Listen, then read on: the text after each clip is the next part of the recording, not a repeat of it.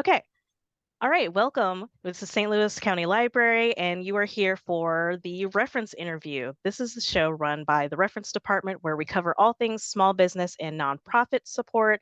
And we also cover things related to research and databases. So this month for June, for Pride Month, happy Pride, we are focused on LGBTQIA plus led organizations, businesses, and also who are focused on supporting that community. And so today we are here with Sugar Witch. I'm going to let them explain what their whole deal is, but they are based in St. Louis City. And so we're going to get started with the interview. Are y'all ready? Yeah. Perfect. We're very excited to be here. Very glad to have you as our first ever reference interview. We're excited too. Huge honor. Awesome, awesome. So if you want to just introduce yourselves and then we will go into your origin story. Yeah, absolutely. I am Sophie Mendelson and I'm Martha Bass. we run Sugar Witch ice cream sandwiches. We make small batch from scratch ice cream sandwiches and other frozen treats down in historic Carondelet in South City. And we are a queer owned and operated business. And so we're super excited to talk to you all for Pride. Awesome, awesome. So tell us a little bit about how you got started. I have read this in other places, but maybe our watchers have not. So you go ahead. Yeah. Sure. So we both have been, longtime home ice cream makers since we were kids. Very passionate about both making and eating ice cream. But once we were dating, I think in 2016, we were long distance, living in different states.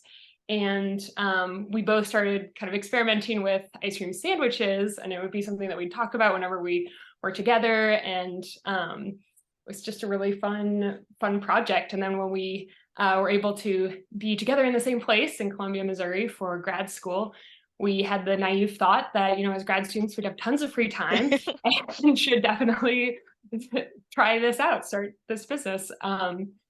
So that's really where we got our start in Columbia and, selling at the Columbia Farmers Market. So did you always have the name then, or was it named something different at the time?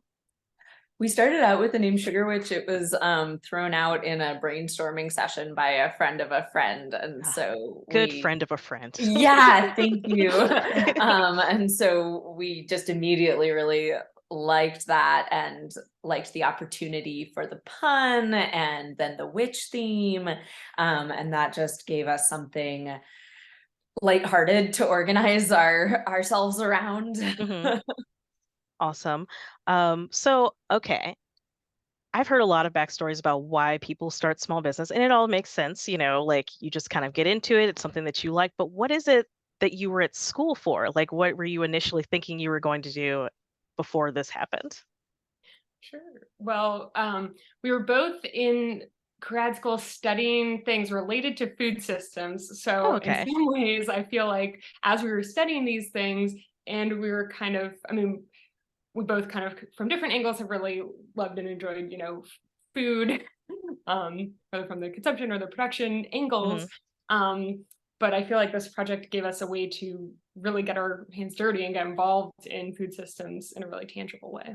Yeah, I think that so I was in an agricultural education and agroforestry program, and Martha is in rural sociology. And so really coming from sort of the sociological perspective on food and ag. And I think that we both just kept coming back to issues of labor in what we were studying and talking about in class. And so as we were sort of, messing around making ice cream, we were also thinking about the kinds of jobs that are available in the food system. And I have worked in various food service jobs and on the farming side of things, and see a lot of burnout and a lot of sort of structural barriers to staying in that business. And so I think that sort of sparked both of our curiosities. And so we remain very curious about that question of labor and how to orient towards sustainability, like for people in food systems jobs. Yeah, that makes a lot of sense. I was a line cook one point in my life, and I really loved it, but I eventually got really burned out. It was Yeah, exhausting, and I was like, I can't live like this forever. So, right, exactly. yeah. Ooh, okay. All right. So you're doing this in Colombia while going to grad school. That sounds like a lot of work. When did you feel like it was something that you really wanted to focus on specifically? Yeah, well, I guess we were it's it's been a meandering path, at least in our brains. I don't know how it looks from the outside, but we we sort of got a sense that there was a real market for this while we were in Colombia. And so we were selling at the farmer's market, and the farmer's market would open at 8 a.m. and we'd be sold out of ice cream by 10 a.m. Okay. Um, and so that was sort of an indicator that maybe we were onto something from that perspective. But I think it took us a long time to really decide that we were going to focus on Sugar Witch and try to grow it beyond just what the two of us could do, sort of Mhm. squeezed into the edges of our schedule. Yeah. And so I don't know, various circumstantial things arose. COVID has, came about, and that, changed a lot of contexts. And then Martha got a full-time job in St. Louis. And so we then sort of had to make a decision about, are we going to take this with us and try to learn this whole new context? Yeah. And ultimately decided that, yeah, we wanted to keep at it. And so I think in that process of that St. Louis move really is when we decided. It wasn't like a Hmm. single time when we decided, but we became serious about really carrying it forward. Yeah. So do you both do this full time? Martha, are you still working that job? Yeah, I am still working that other job, which is also part of what Makes Sugar allows us Wish to be able to possible. do this with Okay. like health insurance stuff, just to be totally like and thinking about those things about Hmm. labor and everything. Yep. Yeah. So yeah, I work that other job full time. And then I do Sugar Witch full time. And we Okay. have a team of we just hired new people. So I'm like, how many of us are there? I guess there are 7 of us. Okay. And a couple of others are also full time. Oh, cool. And yeah, so in the last year, we've really grown our team, and that's gone hand in hand with moving into a brick and mortar location, Hmm. and looking at really growing our production capacity. Oh, that's really exciting. Yeah, thanks. All right. So, I mean, that's a good jumping off point for this next question. All right, you got all the staff. It's really big now. You're going places. What kind of characteristics do you feel like make you a good business owner? Both of you. Oh goodness. Um, I do you have I you can want to say some things start? about Okay. Well, I think a few things you have. I mean, just a lot of creativity and love for food. I think like the most important thing is you really have to love it, because there are going to be times when it's so hard. If you don't have the love for it there, then Hmm. it's kind of like what's the point.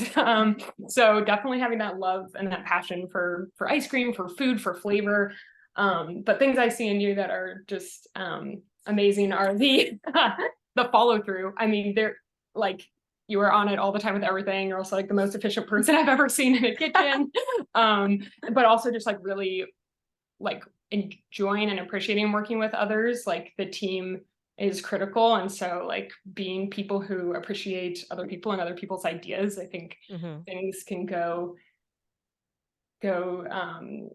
it just like really benefits everyone if we appreciate each other's ideas, rather than thinking that like, oh, I know best because I did this once before and you've done this 0 times before, or something like that. Yeah. Yeah, I think that. Well, thanks. I think that going into it, very much knowing that we don't know a lot about how to run a business or anything about business really, and that we are fully figuring it out as we go, Hmm. um, makes it sort of a necessarily very collaborative structure. because we are just trying our best to navigate with our persistence and creativity. And so we've really built this team of people who have a very similar mindset and skill set, and who are just as interested and dedicated to figuring things out with us as we are. And so it really feels like a team effort. And I think that having a team that you trust is maybe one of the most important things about running a business. Or at least I'm not sure of any other way to go about it, because it can very easily feel like overwhelming and insurmountable. But when it's not just you or just the two of us who are tackling it, that feels a lot better. Yeah. Yeah, a small business has a lot of moving parts. And, part of me is just like, that would be so cool to run something like that and just really have a hand in it. But then I think about that, like all these pieces. And if you work with people, and is that a good team? And how do you come up with ideas moving forward? And how do you maintain the money? And it's just like, nope, maybe not for me. Like, I can help people with that, but I think maybe I should stay on this side of things. Well, that is critical as well. Right. There have to be helpers, Right. Okay. I mean, truly. Yeah. So I'm going to switch gears a little bit and talk more about like the forming of the business side of things. Not usually the most fun bit, but I would like to know how it went for you. So you decided to make it official. You're in St. Louis, all of that. Did you write a business plan going into it? Like, sort of, how did you get that more like technical legal side of things going for yourself? Yeah. So we did, like, even initially when we were first starting, we did write a business plan. It was very kind of rough around the edges and vague. But then we revisited that when we came to St. Louis, and especially when we were pursuing loans, small business administration loans for like the purchase of the historic Carondelet bakery. So that's when we really like dove into that business plan and made sure that we had like financial projections and really some of the wording worked out about what our goals were and everything like that. Yeah, absolutely. And I mean, even in the writing of that first very vague business plan, like we took about a year between registering our LLC and then starting operations. And I think that's partially because we're just very like planning oriented people, and we like to do our homework. I mean, we didn't stay in school for like many decades for nothing. But we just wanted to take our time and really understand what we were doing. And so we wrote the business plan. We worked with some business assistants through the University of Missouri very early on. Cool. And then just through many trips to City Hall and phone calls with various people and filling out forms incorrectly and then refilling out forms. And generally, I mean, cities and towns like want small businesses to exist, or at least have the opportunity to come into existence. Yeah. And so there's always somebody at City Hall who really knows what's up. And once you find that person, it gets a lot easier because they can kind of be your guide and steer you through. I'm glad you were able to find that. Yeah, it's tricky, but like often other business people will know who that person is and direct you their way, or just have advice on, actually, you need this form. That kind of thing. Yeah, actually, that was going to be my next question, was like, did you find that there was any help somewhere, like who sort of helped you with that process? But it really was like someone in City Hall that helped. And you said there was support at the University of Missouri as well. Yeah, was that through Extension? Yeah, Small Business Development Center. Yeah, part of the MU Extension Service has small business development. And then in St. Louis, the Business Assistance Center was really helpful in our getting up and running in the city. And like other small businesses absolutely are very like generous with their knowledge and their experience with getting permitting and everything like that. So Yeah, that's something that we're really trying to get going is like chances for small business to network because they're going to have Yeah. so much information for each other that even we don't have. And it's just kind of Right. like if you talk to each other, you're probably going to find that they've already done it and they can help you kind of thing. Awesome. Yeah. Exactly. Okay, so initial funding. So you talked about wanting to get more into learning about the loans and that kind of thing. So what did funding look like for you initially? Yeah, I'll say when we started out, we were kind of doing the bootstrap method. So we had like a couple, I think we bought like a $1,200 ice cream machine that was just 2 quarts, so which is very small. We're trying to make ice cream to feed hundreds of people. You're like, I think I could eat that in an evening. Yeah, exactly. That's always how I feel about making a batch of something that thing. I'm like, but yeah, so we really were just operating kind of at that scale for the first several years. And we put in $10,000. Yeah, that's That true. was Yeah, our so we had- initial yeah, so it really funding was required our like savings. startup, capital that would like, yeah. Yeah, and then from there we first thought external funding once we were looking at trying to get a location to actually produce the ice cream sandwiches, because we were kind of moving between different shared kitchens and production spaces. But Yeah. So I think that, right, like initially we self-funded it, which was made possible by having those savings to begin with. And then we were able to not take any money out of the business for the first 2-3 years, because of your full-time job. And so even we weren't, getting a loan to cover things, but we also were covering our own like living expenses elsewhere. And so we didn't have to put a lot of financial pressure on the business for a long time. And then the only loan that we have so far is the SBA loan for the building, which covered some equipment. And beyond that, we got one grant from the city. We're seeking another grant, so there are some grants available.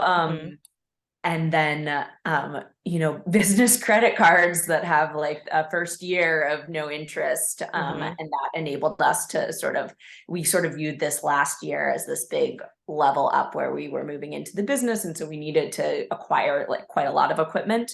And so that credit card was honestly crucial. And now we're on track to just be on a normal payment schedule with it. And so like treating these sort of like very short-term opportunities to have decent cash flow while investing in equipment, I think has been really useful to us. I mean, that sounds like a very organized way to go about it. It looks organized in retrospect. You're like, on paper, it really does sound very organized. Like you knew exactly what you needed to do. But 10,000, that's a huge jump, like putting all of your savings into that. Was there any stress around that at the time, or was it just like, no, we got this, it's going to be fine?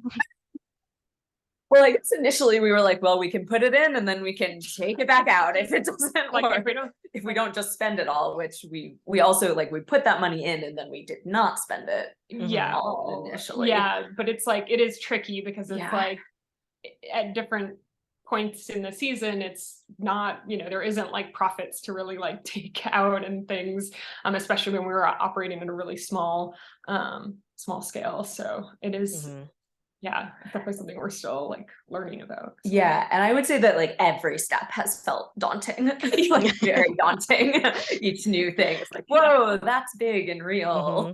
And then becoming comfortable with it. You're just like, I just have to sit with this discomfort. It's gonna be fine. Okay, all right. So still going with like costs and things like that. Annually, how much does it cost? You can kind of guess on this one to run your business. That is a great question. I think at our current production level, it costs about $200,000 a year. Maybe a little bit more than that. And hard to say. We haven't had like even a full year in this. Right, which is a very different scale of production. Sorry, it's very windy where we are. No, no worries. I was noise. just outside before this and I was just like, it is very blustery Yeah. everywhere. But yeah, I think that's approximately where we're at the moment, or just sort of looking at the last year. And so that's with payroll and taxes and cost of goods sold and all of that good stuff, loan payments. And with all the models that you have like going out future wise, like do you see that changing over the next few years, or do you feel like you're going to try to stay around about that 200,000? I imagine it will go up a bit. I think that our biggest increase coming up is bringing on people. Like increase in production, but Right, which requires more people. Yeah. Yeah.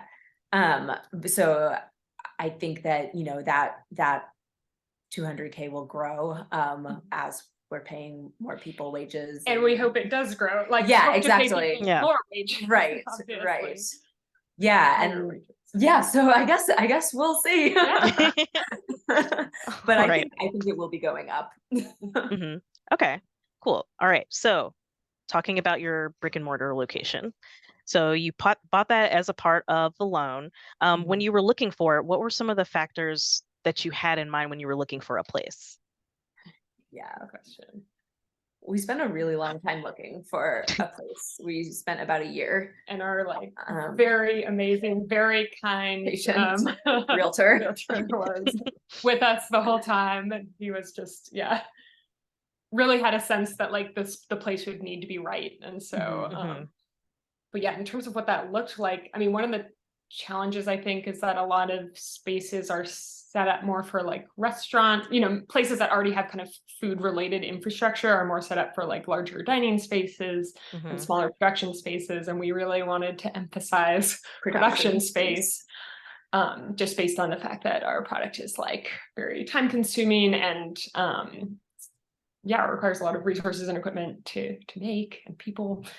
Yeah, so right, we were hoping to find something with existing kitchen infrastructure, so that we wouldn't need to pay for a massive reno in addition to buying a building. And I think we wanted to stay in the city, or very, very, very near in. And very initially we were like, oh, it would be so great to live upstairs. And then we kind of gave up on that because we weren't really finding places that had both the kitchen infrastructure and the living space. And then we looked at so many buildings and we almost bought one and then we didn't. And then we decided to take a break.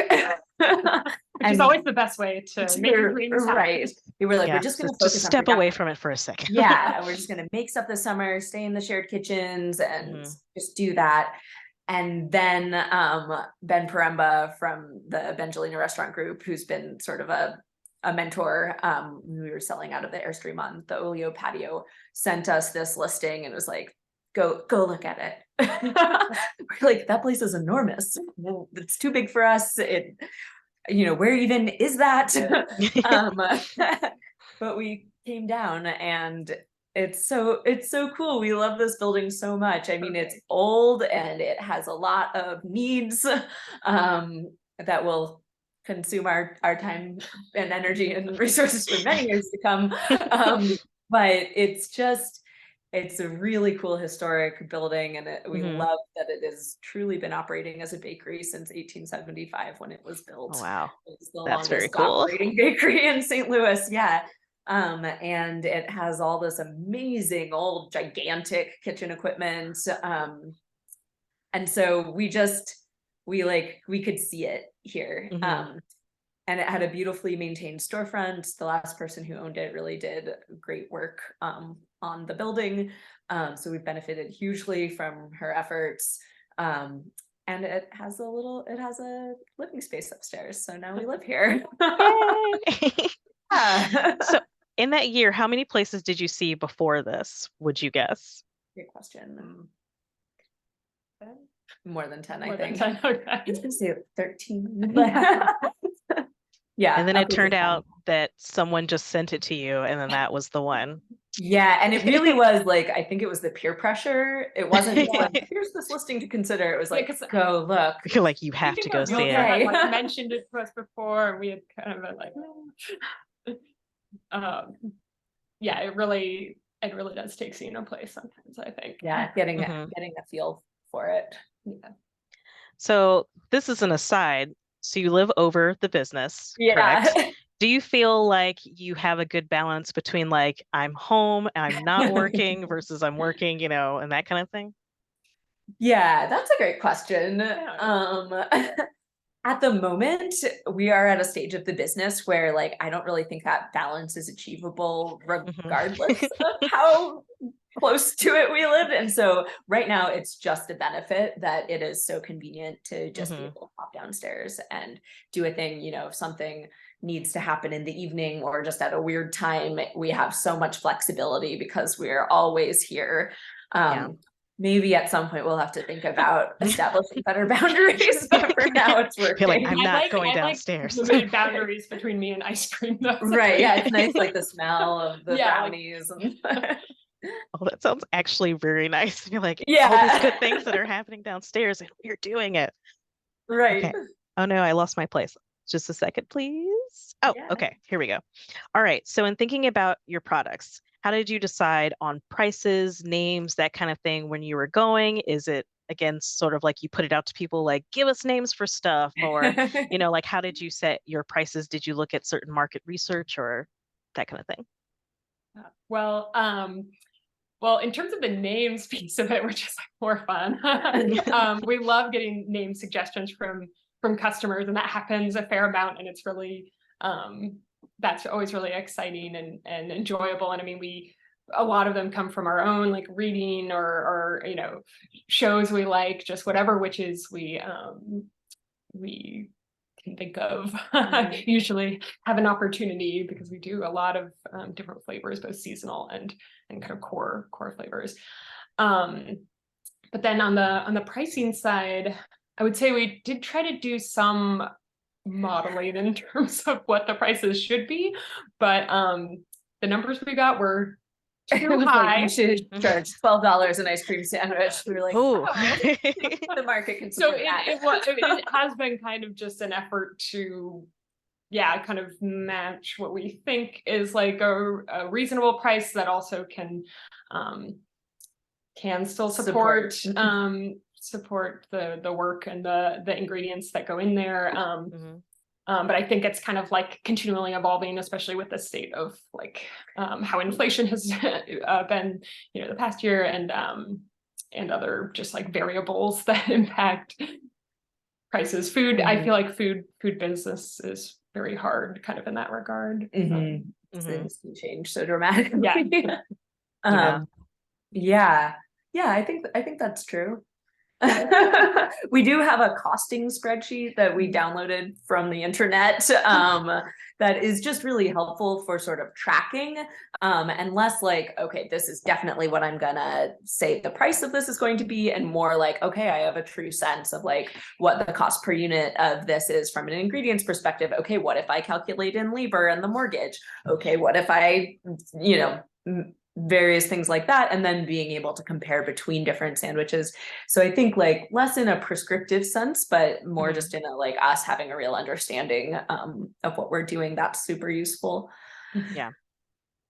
Okay. So some of that actually really rolls into the next question, which is talking about like what have been your biggest challenges so far? Like obviously food costs could be something that goes along with it, inflation, all those kinds of things, but just speak to like whatever has been just some of the trying factors in running your business. Yeah. Cool.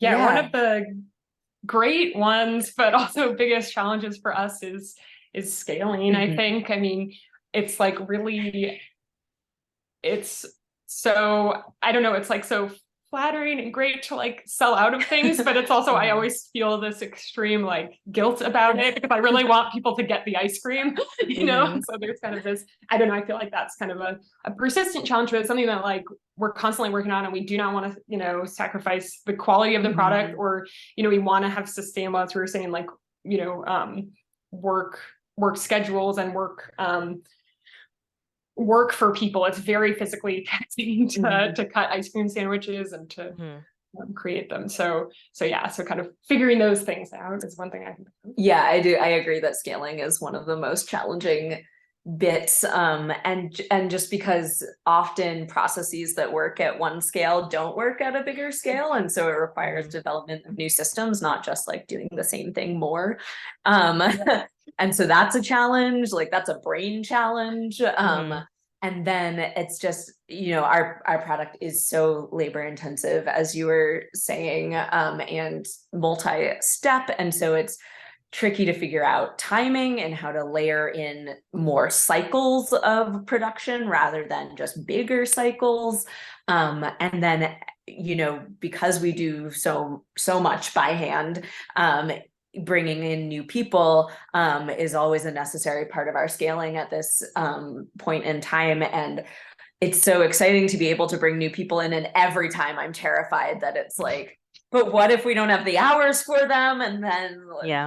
we can't follow through on our commitment to, but I mean, knock on wood, so far so good. So far, not a problem. Right. And we're going into warmer seasons. Yep. And that's always just been a priority of ours, is to have good, hopefully, livelihoods for people. So Mhm. Yeah. And I think that we are flexible around making that happen and prioritizing that. yes. Yeah. All right. So speaking of your employees, so how has it been managing that dynamic of being the boss of other individuals, dealing with pay and potentially conflicts between team members and, needs for flexibility for folks, trying to support part-timers with hours? Like, how has that been?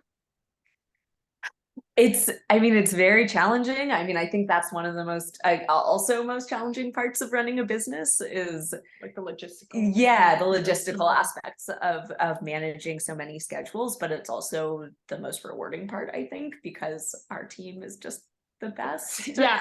And I was gonna say, I mean, it's like, yeah, I mean, and hopefully more, I don't know, towards that in the future, but like people have a lot of responsibility and really do a lot. It's not like, it's not like, I don't feel like you're like the boss and that, like, someone else is making the schedules, and there's a lot of like management going on from different angles, like. Mm-hmm. Absolutely. Yeah. So again, it feels like a team effort. And that is a huge relief to me. Like, I think I would feel really stressed if it was all on me to make all those decisions. But we try to, just get lots of input from everybody involved and do a lot of checking in just continually to see how people are doing and what needs are and what people are excited about learning more about and moving into leadership positions on. And so that's exciting to have people take on these bigger responsibilities and to see what they run with and all that energy flow into. That's cool. It sounds like they have a lot of opportunities if someone's interested to really not only learn more, but take on more things if that's what they want to do. Absolutely. Yeah, it feels like a present to me every time somebody's like, "Oh, I want to be in charge of them." Just like, oh, do you? Wonderful. Like, thank you. Yeah. Okay. All right. So what does a typical day look like then?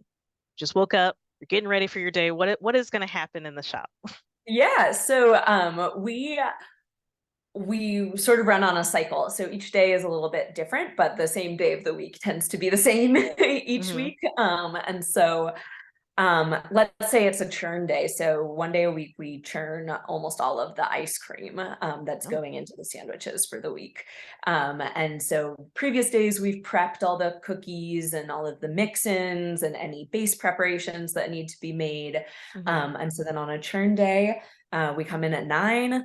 And we get our blast freezer going, which is my new pet favorite piece of equipment.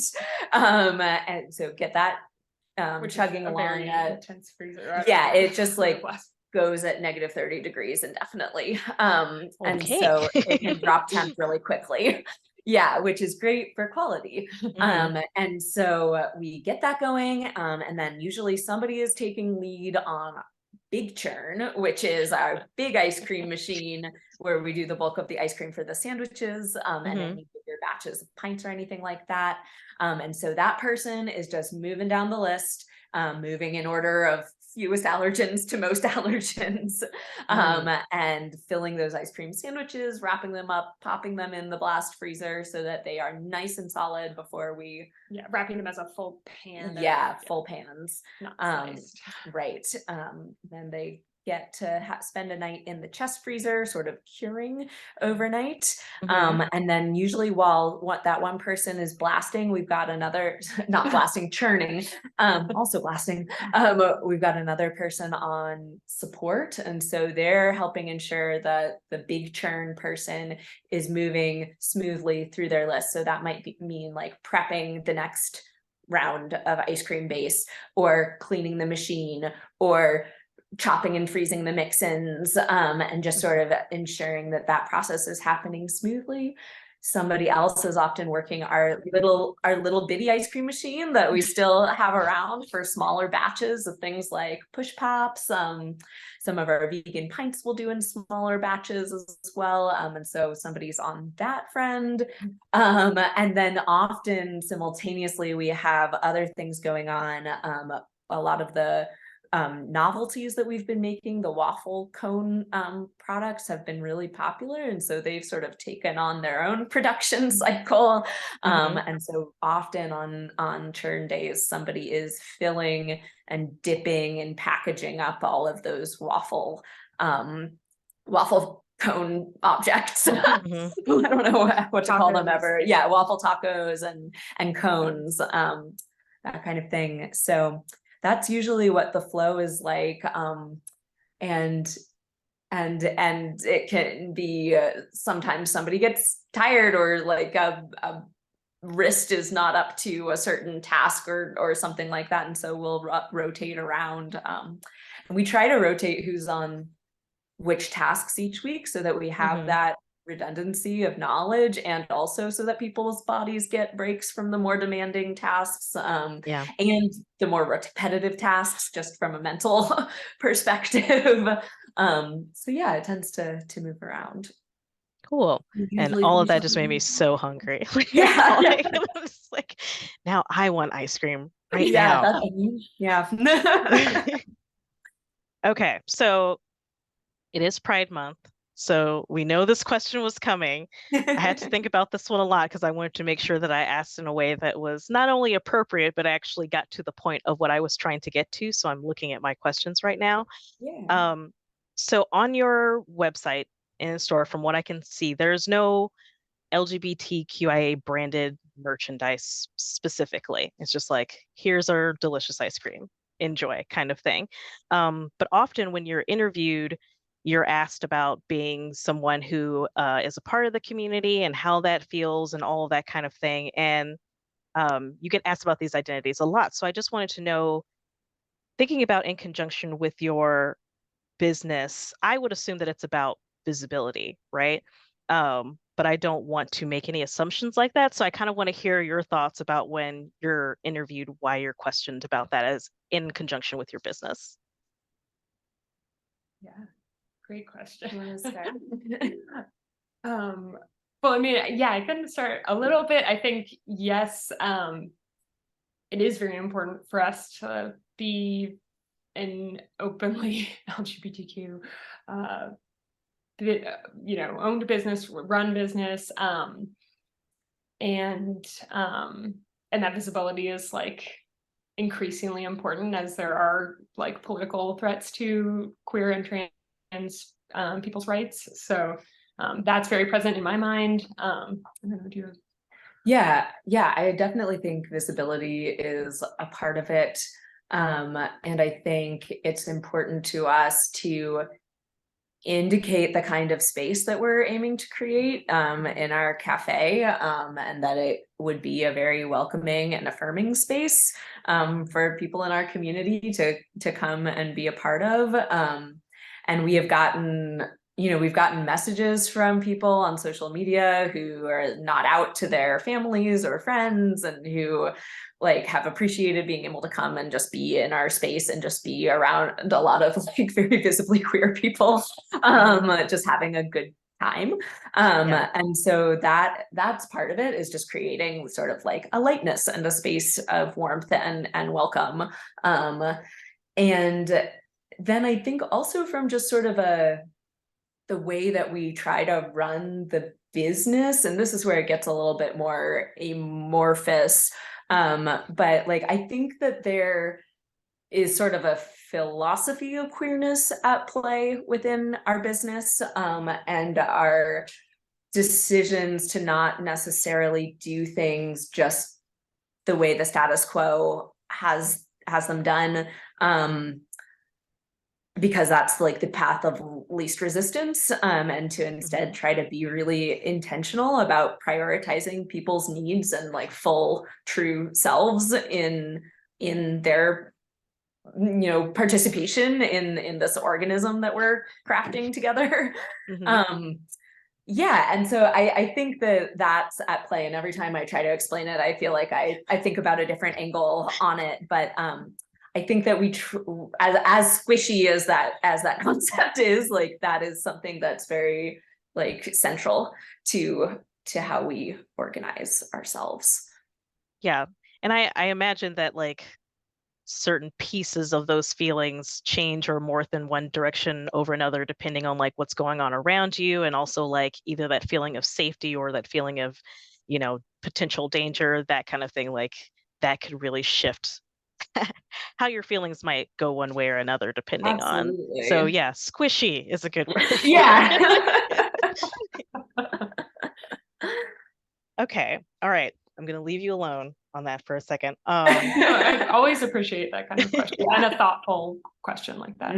Yeah, like it is Pride, so it's just like we know why we're here for this interview, but I don't want to be like, tell me about this, like I want people to feel very comfortable. So I've seen a lot of your community partnerships. That seems to be like a big thing for you, especially with like Novel Neighbor. I've even had some of your ice cream in one of these events, because I love all of their stuff.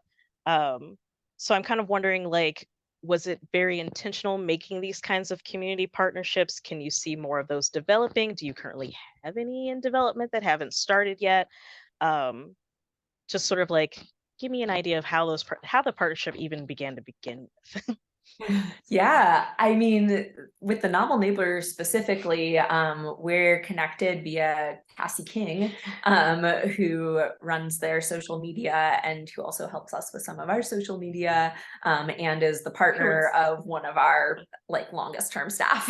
And so many connections. Yeah, and are very it's very St. Louis.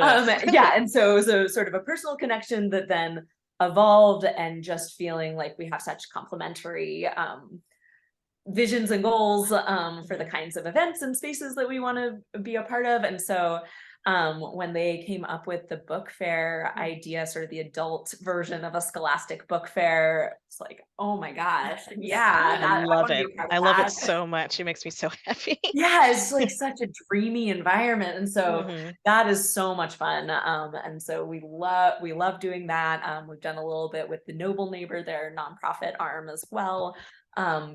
And then in terms of other collaborations, like we're very open. We love it when people reach out to us and have an idea. We've also started doing sort of little pop-ups with other businesses that we've sort of become business friends with. Like Urban Buds is a flower farm about 2 miles north of us in Dutchtown. And we just think they're the best. And so we've done like a Valentine's pop-up with some of their flowers. And so yeah, pretty much it just like, as we find people that we really connect with, and businesses that we really admire, we try to do things with them. Coffee Stamp has been one of our longest partnerships. They They've been a huge, they helped huge set up help to our us. whole coffee program at our bakery, just sort of out of the goodness of their hearts. Oh, cool. Really generous people. Yeah, and so we just like really admire what they're doing, and so we do a pop-ups with them. We've done pop-ups with Earthbound and some of their abortion fundraisers, that kind of thing. And so especially if there's a political cause we're aligned around, we're extra excited to participate. We're doing Or some community-based. yeah, absolutely. Fundraisers and stuff, I know. Yeah. Yeah, we like to work with people. Yeah. Exactly. But yeah, it feels more, I mean, it's hard to kind of be proactive sometimes when there's so much going on just with production. So like, I feel like we've worked with a bunch of really cool people and also would love to work with more. Yeah. Yeah, So it sounds like we community get- partnerships is very important. I feel like Yeah. for a lot of bakeries or places who do like sweets feel a lot of pressure to do a lot of weddings. Do you feel like that pressure to sort of get on the wedding train and make money there? Yeah, we get a lot of wedding inquiries. And right now we're pretty much only able to offer sort of the equivalence of catering services. But if some people, that's all they're really looking for, and so we're super happy to participate in that. Yeah, it's always an honor to get to Absolutely. you know, celebrate with people in that way. But yeah, we try to keep it pretty simple on that at this end of point. things. Yeah. All right. So for your business, any goals that you have in mind that you haven't already completed? Like what are your big dreams? Ooh. That's Yeah. Oh my gosh. I mean, more ice cream for everyone, ice cream all the time, every flavor of ice cream, you know, of course. That's not a very concrete goal, is it? I feel like there are also goals around like, just like expanding in ways that are really supportive to like the staff and being able to offer more benefits to our staff, like figuring out how to do, like a healthcare benefit is hopefully on the horizon for us. We're in the process of like the early stages of figuring that out. A lot of the things that we've done, we've just sort of been like, this is important, so we're going to do it, and we're going to figure it out while we're doing it. And so we're kind of taking that approach. But we're also working on a transition to a worker-owned cooperative structure, working with WashU's entrepreneurship legal clinic on that transition. So they've been hugely helpful and connected us with the US Federation of Worker Co-ops. And so we're chipping away at that. It's a slow process. There are a lot of documents to get together and decisions to be made. And it's like definitely a level up in my financial and tax implications understanding. So working on developing that knowledge to a point where we can make some of those decisions smartly and carefully. But that's one of our probably our sort of central goal at the moment, is to make that transition on a timeline that is exactly. Perfect. All right. So can you see yourself still doing this in 10 years? Oh yeah. Yeah, that's the hope. Yeah. I would love that. Awesome. All right, we're so close. We're like 2 questions away, and then I'll give my spiel about the small business resources at St. Louis County Library. So how do you measure success for yourself currently? It seems like a lot of it has to do with like the happiness of your team, that you're able to work together, but from your point of view, like what do you think is a measure of success? Oh, that's such a good question. I mean, I feel like people being happy with the experience of coming to our shop and eating the ice cream is obviously like the big, a really big one, and just being able to like surprise people and have people try something that maybe they wouldn't have thought of, or something new that maybe is exciting and fun for them. Like both to hit kind of the nostalgia. I mean, that's always been a thing for us, to be able to tap into that nostalgia of eating like an ice cream sandwich or another novelty, like but also to really be creative and have some take it to new places.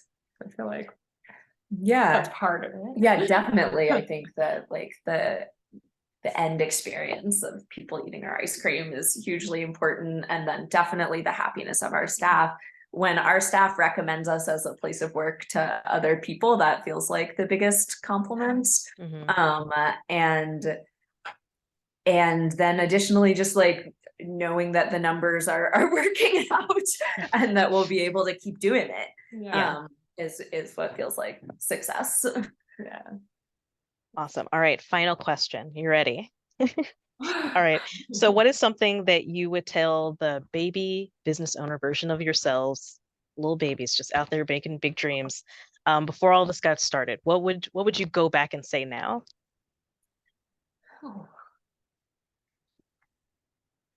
Like just keep going. Yeah. Yeah. Keep trying and don't go it alone. Like, Yes. like reach out to other people or to other business owners, and like some of them may not have time or the capacity to be helpful, but some But some may. will. And yeah, it's really hard. I feel it's really challenging because in some ways it's like, yeah, the reality of getting started is very time and resource intensive. It can be expensive, even if the startup costs aren't extremely high for a particular type of business or something. The kind of opportunity cost of putting all of your time into a business is really a huge commitment and can be really challenging. So I feel like seeking support from wherever people can get resources, and from others who have done it and might have ideas. Like,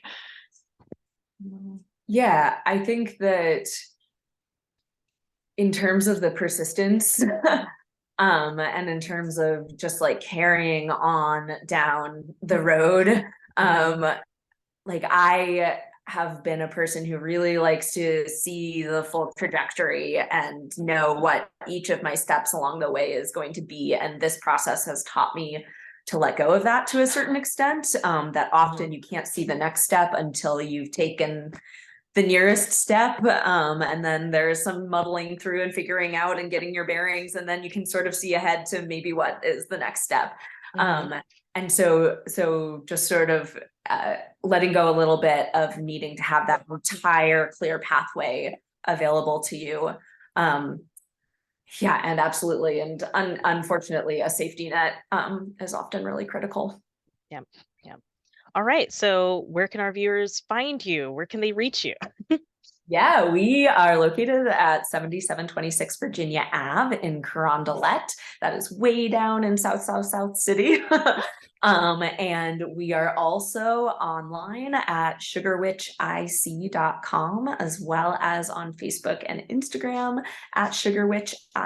That's the letter I and the letter C, like for ice cream. And we would love to see you in the shop and hear from you on social media as well. Awesome. We also have a TikTok. Ooh, TikTok. Yeah. Is that the same as your other social media? Same tag, yeah. Perfect. All right. Well, Martha, Sophie, it's been so good to have you here. I'm going to do my quick little spiel and then I'll let you go. So my name is Nicole Brown, and this was the reference interview, of course, talking to Sugar Witch about their small business. We also offer small business resources. They had a lot of help around them, and we are willing to help you. If you're living in the city and you have a reciprocal library card, you can, of course, get support through us. So look on our website at slcl.org and look at our small business resources. We also do a resource called Book a Librarian, and you are able to meet one-on-one with a reference librarian who can support you through some of this paperwork, all of the legal things, and connect you with some programs to sort of get your small business going. So that is all I have today. Hopefully we will see you again on the reference interview. Again, thank you both so much for being here. This has been so great, wealth of information. And we finished on time, so I'm very proud of us for that. But we hope to see you again soon. And is there anything else you'd like to say? No, thank you so much for having us. It was great talking with you. Awesome. Well, hopefully see you again soon. I'll definitely be eating more ice cream soon. Perfect. Great.